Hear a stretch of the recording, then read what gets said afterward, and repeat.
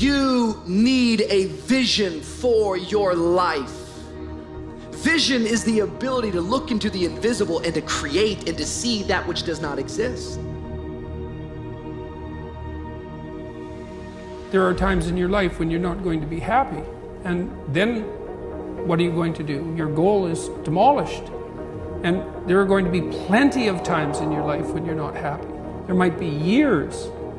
And so it's a shallow boat in a very rough ocean.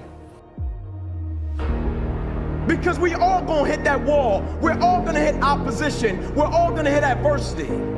But I think we all know at the core, it's never about what happens to you, it's about how you respond to it. You can control that. Like, people are resilient. Like, resilient, got the fortitude. Like, you put a goal in front of them, they'll smash it, they'll chase it down. People are resilient. Like, when you put goals in front of them, they chase it, resilient, right? And if you're resilient, you'll get whatever you're looking for if you're resilient. What do I do when I'm broken? When I'm broken,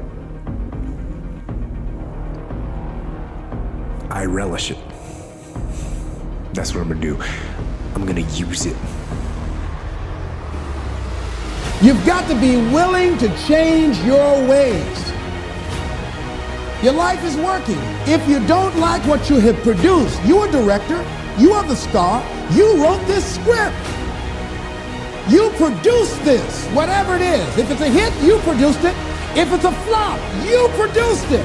Take ownership of it and decide to go back to the drawing board and rewrite the script that you are the star of. You have the power to do that.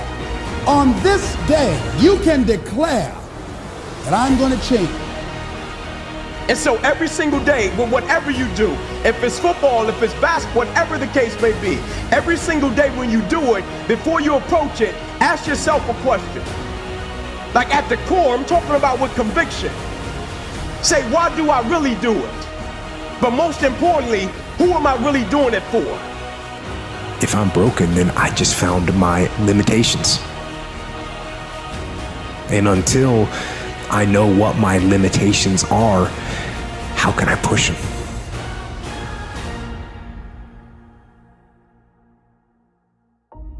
Happiness is something that descends upon you. Everyone knows that.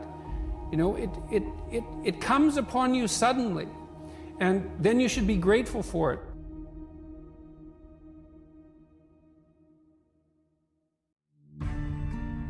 What you should be pursuing instead is, well, there's two things.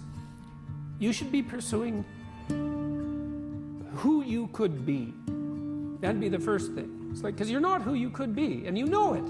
You have guilt and shame and regret, and you berate yourself for your lack of discipline and your procrastination and all your bad habits. You know perfectly well that you're not who you could be. And God only knows who you could be. And so that's how you should be that's what you should be striving for. When you find yourself disappointed in life, when you find yourself coming up short in life, you can either complain about it or you can choose to learn from it. Like, I'm a firm believer that God redirects and maneuvers us when he has us on a mission. Right? And in the redirection, I think true courage is the ability to embrace what we don't understand. Because I know anybody can accept and embrace something that they do understand and that they know the end result. But I think true courage is when you find yourself in the midst of an opposition, piece of adversity or situation, and when you're in the midst of it, you're thinking, man, how did this happen and how did I get here? But you still have a certain level of perspective to say, even though I don't understand it, even though I don't like it, I can still trust God even though I can't trace God.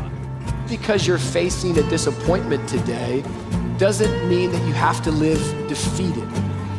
Just because you're facing a disappointment today doesn't have to let you believe that your whole entire destiny is delayed and will never ever be reached. No, life is gonna have highs and lows, peaks and troughs.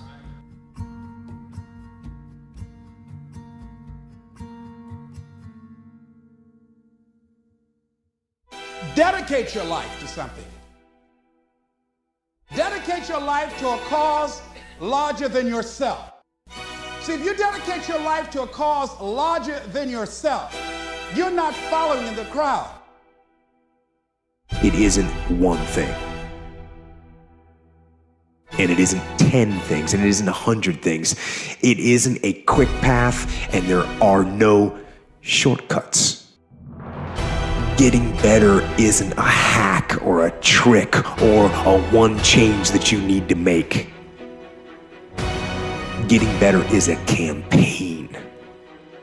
It's a campaign. It's a daily, a weekly, it's an hourly fight. Not out of convenience, but out of conviction. There's a purpose for me being here. There are non-negotiables in my life because I must accomplish this thing that God put me here to do. You should be attempting to formulate some conception of the highest good that you can conceive of, that you can articulate. Because why not aim for that? It's like, your life is short, and perhaps you need to do something worthwhile with it. And if so, then you should do the most worthwhile thing. I must move you from being to doing. I must move you from just being there and just in a place of complacement. You move from that to a compelling that is attached to your life. When I say I must, I'm under the grip of something that is greater than my own self and my own desires. When I say I must, I am a person of purpose. I must means you are overcome with something. I must means you have eliminated some things from your life. I must means there's something that I've got to do with my life. There's something I was put on this earth to do.